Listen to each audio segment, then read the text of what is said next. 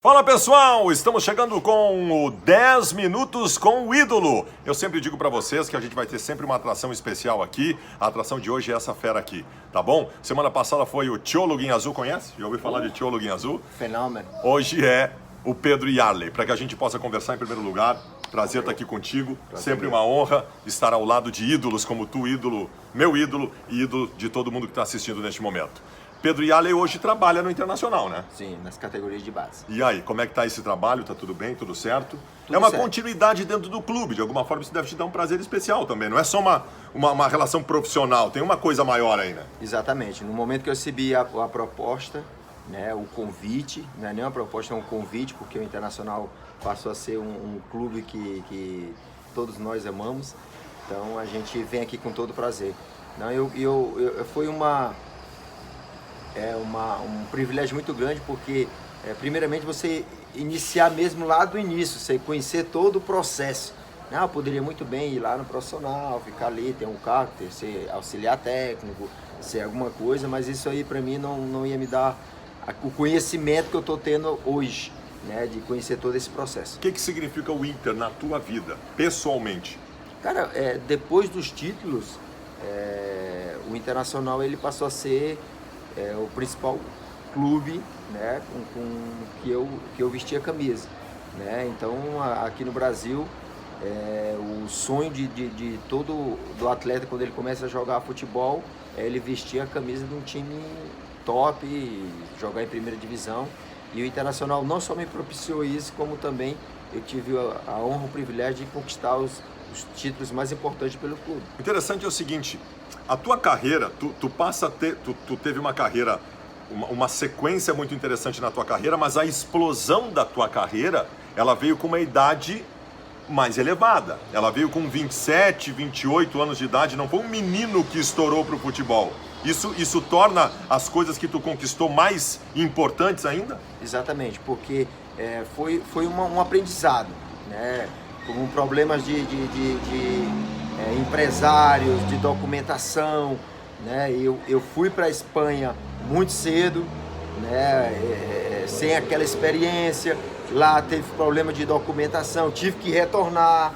O bom de tudo isso é que eu sempre fui um cara muito centrado e muito consciente e muito confiante em relação ao meu potencial. Em nenhum momento eu podia ter tido depressão, ter ficado lá em Fortaleza, porque eu iniciei, eu tive uma passagem pelo Real Madrid, e eu, pelo contrário, eu utilizei isso aí como um gatilho de motivação. Não, já estive lá, aprendi com Vicente Del Bosque, com todas aquelas feras, agora eu vou colocar em prática. Então vamos dar sequência na carreira, não vamos parar, né? E aí comecei tudo novamente, né? O Ceará, Paysandu, depois tive o privilégio de vestir uma grande camisa que é a do Boca Juniors, que é um sonho também para todo jogador vestir aquela camisa, jogar na Bomboneira, né? Isso é um negócio muito interessante pelo seguinte, essa página final da tua carreira, já com a idade mais elevada...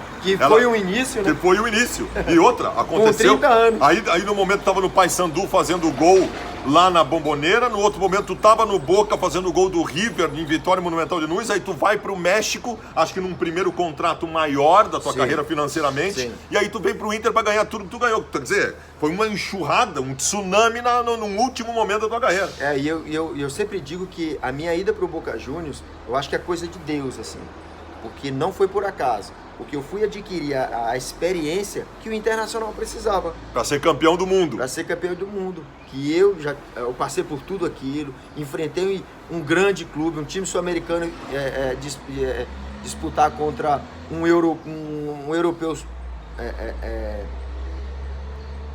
um gigante europeu, com o Kaká de melhor jogador do mundo, com o Cafu, com Serginho, com Dida, Gattuso, Pirlo, enfrentar um time desse e todo mundo dizendo, a imprensa dizendo que ia ser uma goleada, que Até o porque Milan já era campeão. O Barcelona, e no ano que tu disputou com o Inter, eu imagino que essa tua experiência tenha sido fundamental. Quando todo mundo viu o Barcelona ganhar do América, dar uma goleada e passar por cima, ficou todo mundo com os olhos arregalados, desse tamanho, morrendo de medo. O que tu disse ali no vestiário para todo mundo naquela hora? Não, exatamente. Então, desde a conquista da Libertadores, que eu fiquei sabendo, que a gente ficou sabendo, só, vamos pro Mundial, né? Eu já comecei a fazer o trabalhinho ali, de conversar com cada um, de dizer, nós vamos estar no Mundial, e assim, todo mundo perguntando, tu já teve lá como é, né?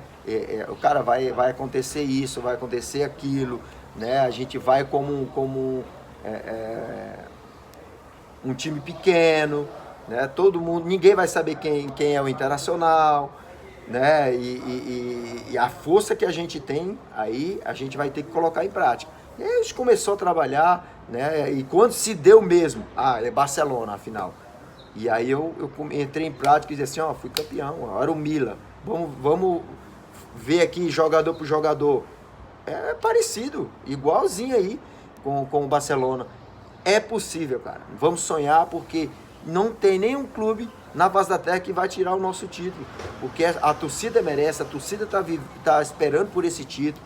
É um título muito importante pro Internacional. Não sei pro Barcelona, mas pro Internacional é o principal título da história, então a gente não vai deixar escapar. Uma brincadeira que eu sempre faço com o Yarley nos eventos consulares. Quando tu pegou a bola com o Barcelona, quando te passaram a bola no meio campo, tu tinha de um lado o Luiz Adriano.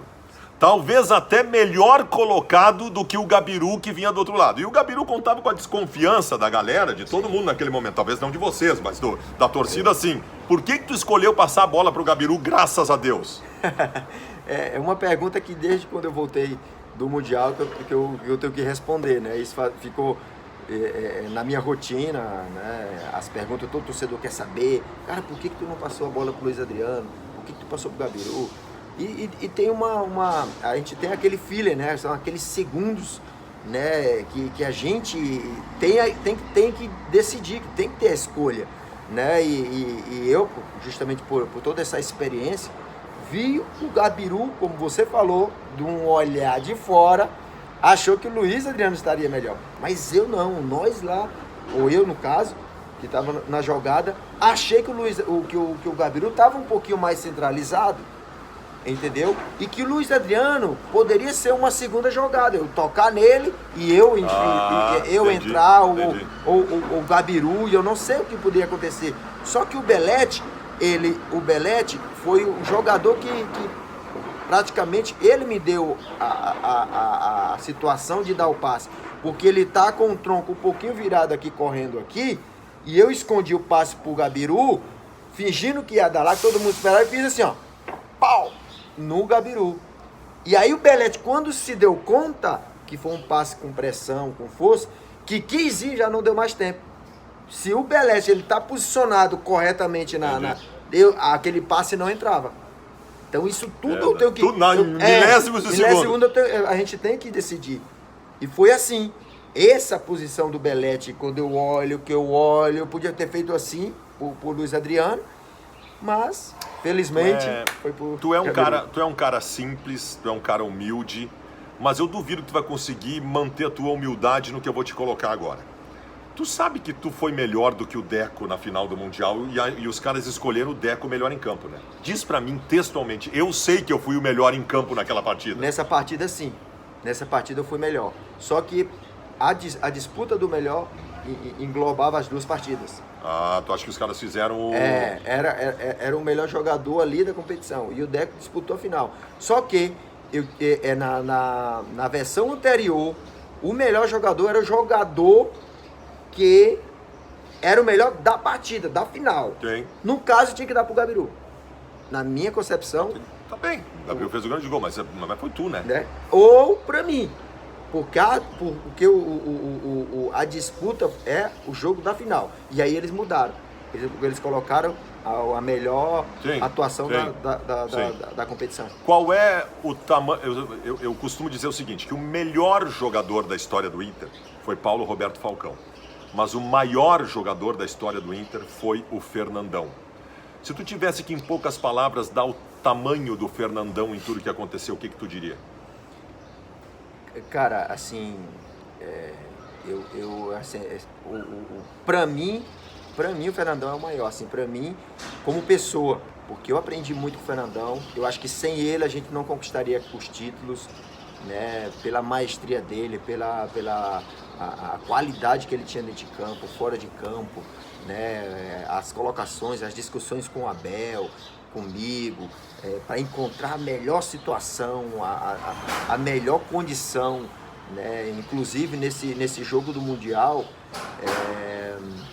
a gente teve um coletivo antes do jogo do Barcelona, que o time de baixo ganhou da gente, do time principal, por 3-0. Famoso coletivo que foi um pavor.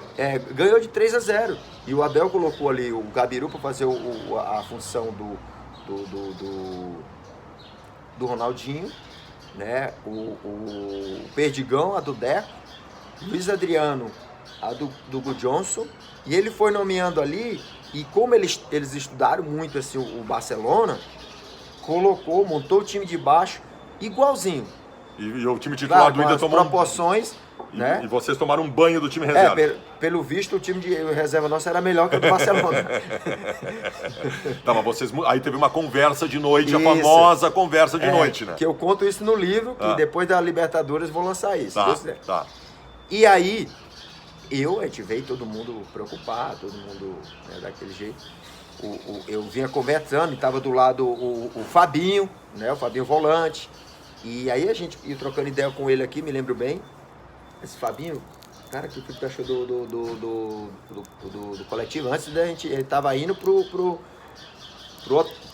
hotel, pro ônibus. E ele, cara, fiquei preocupado, né, cara, que eu tava ali, eu tive muita facilidade de jogar, tal. E aí, eu já queria só ver o que aquele, pelo menos um dizia, tá certo. Aí a gente foi pro jantar e depois, à noite, eu fui no quarto do Fernandão, né? Troquei uma ideia com o Cleme ali, eu disse, não, eu vou lá no Fernandão. Ele disse, não, vai lá, peixe. E aí ele ficou e eu fui. Aí cheguei no quarto do Fernandão, falei assim, Fernandão, o que tu achou do coletivo? Eu não gostei muito da nossa marcação, do nosso tipo ali. E aí o Fernandão disse assim, cara, eu também não gostei, tal. Eu acho que eu tinha que marcar o Thiago Mota um pouco mais próximo. E foi o que ele fez. Né? Até me sacrificar, né? E tu deveria fechar mais o meio. Aí a gente ficou discutindo, tá? Vamos trazer o Pato mais pra cá, papai discutir. Aí ele disse assim, eu tô até com a intenção de falar com o Abel. Falei, não. Que não é uma coisa muito fácil chegar no homem e... Aí eu falei, claro, vamos lá falar com o Abelão. Aí a gente, vamos dormir, que tá todo mundo com cabeça quente, amanhã cedinho a gente dar um pulo lá antes do treino de sábado. Era no sábado isso, antes do jogo da final no domingo. E aí de manhãzinha nós fomos pro treino, pro quarto dele, aí chegou lá, batemos lá, aí ele já abriu aquele... Vocês levaram, é verdade que vocês levaram o Pato junto? Isso. Para não dar um ar assim de que os grandão do grupo estavam querendo passar a perna? Não. A intenção de levar o Pato era assim, vamos levar o Pato, porque o Pato entendeu o que a gente vai discutir. Tá bem. Né? Porque senão depois pra gente explicar ele vai ser, claro. Vamos lá porque a gente vai discutir alguma situação que é mais a marcação ali da frente. Né? Quando a gente chegou lá, por nossa surpresa, o Abel foi dizendo, o que é que vocês querem aqui? Já foi xingando, né? Já foi dando no meio. Eu já comecei a me cagar, já disse, eu bati nele, é contigo aí agora. Né? O cara daquele tamanho. Fala aí, Fernandão. O cara daquele tamanho. E aí o Fernandão falou assim, não, professor, é que a gente queria ver a nossa marcação. Quem sabe a gente não marca um pouquinho mais em cima. Eu pego mais fulano. Vocês estão doidos? Vocês estão loucos? Quando chegar lá no treino eu vou ajustar isso aí. Não deixou. Deixou nem a gente tocar no assunto. Mas aí a gente foi. E depois o Fernandão trocou umas ideiazinhas lá, antes do jogo, tal. Ele aceitou que pelo menos ele, o Fernandão, ficasse no Thiago e se sacrificasse. Claro. Aí ele disse, não, o problema é o Alex. O Alex tá saindo. Isso já ele falando no grupo. O Alex tá saindo antes, a gente tem que fechar aqui, pai. E foi ajustando, pá. E aí a gente fez um baita treino. Mas o Fernandão conseguiu que ele, mexia pelo a menos... cabeça, botou uma sementinha na cabeça. Não, disse assim, o Thiago não vai tocar a bola tão fácil pro Ronaldinho, nem pro Deco. Eu vou dar no meio dele.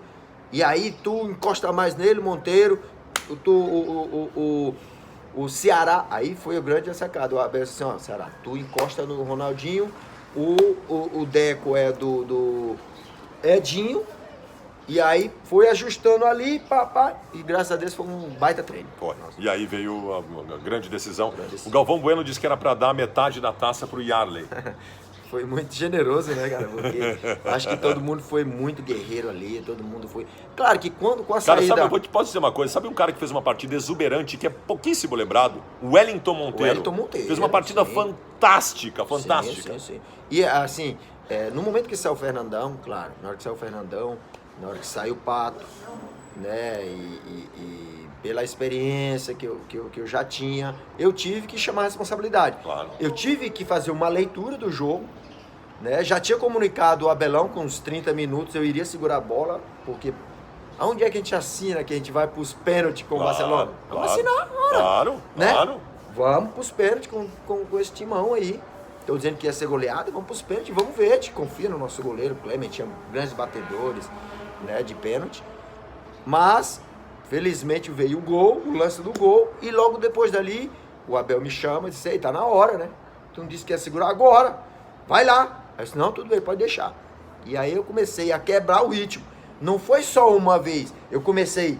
Ia lá, segurava um pouco, eles iam, jogavam. Claro, ficou marcado aquele lance no lado esquerdo, que vem 3, 4 jogadores do Barcelona e tu prende uns 50 segundos a bola ali. Mas teve os outros lancezinhos, teve uma outra na lateral, que eu fui e voltei, umas 2 vezes, ia lá e voltava, aí pisaram na minha mão, e aí eu teve o cantinho lá com o Rubens Cardoso, né? Aí teve mais outros lances, eu comecei a cavar falta, a tentar fazer com que quebrasse que o Barcelona quando atacava, cara, ele dava era um Deus nos acuda. Imagina. Ronaldinho, fulano, imagina. Deixa eu te perguntar o seguinte, pra gente ir terminando.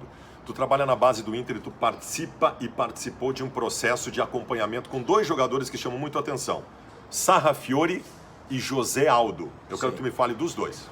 O Sarrafiore, ele chegou pra gente ali depois de uma grande atuação na Copa Ipiranga, que foi justamente no nosso CT. E ele foi muito bem, mas jogando com garoto de sub-20. Tava verde, ficou um período com a gente. O que prejudicou o Sarrafiore foi de tentar comparar ele, dizendo que ele era o segundo da Alessandro. Nós não soubemos esconder um pouquinho o Sarrafiore, fazer com que ele trabalhasse alguns pontos ainda que ele tem que ser trabalhado, e aí fazer com que a gente fez com o Nonato. Que o Nonato chegou também nessas condições, e aí a gente começou, Nonato, tal, posicionamento, tal, parecido profissional, aqui, ali, dar uma lapidada, organizar, tal, trabalhar algumas partes técnicas que tinham que ser trabalhadas, né?